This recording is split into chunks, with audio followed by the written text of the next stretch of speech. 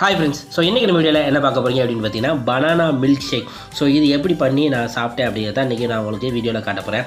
So நம்ம வீட்டில் வந்துட்டு ஏற்கனவே வாழைப்பழம் வந்துட்டு நிறையா இருந்துச்சு. நம்ம ஆல்ரெடி வீடியோவில் வாழைப்பழம் ரொட்டி பார்த்துருந்தோம். ஸோ இன்றைக்கி பனானா மில்க் ஷேக்கு.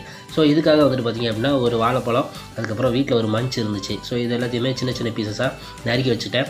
பால் பாக்கெட் மட்டும் கடையில் வாங்கிட்டு அதை காய்ச்சி ரெடியாக வச்சுக்கிட்டேன். ஸோ பால் ஆறுனதுக்கப்புறம் இந்த சின்ன சின்ன பீஸாக நறுக்கி வச்சுருக்கக்கூடிய மஞ்சு சாக்லேட்டையும் வாழைப்பழத்தையும் நம்ம மிக்சியில் போட்டு பால் நல்லா ஆறுனதுக்கப்புறம் எடுத்து ஊற்றி மிக்சியில் டர்றன்னு 2 மணி நேரம் அப்படின்னு பார்த்திங்கன்னா அரைச்சி எடுத்தாச்சு. நம்ம வீட்டில் வந்துட்டு ஃப்ரிட்ஜு கிடையாது. ஸோ நம்ம ஐஸ் கட்டி போடலை.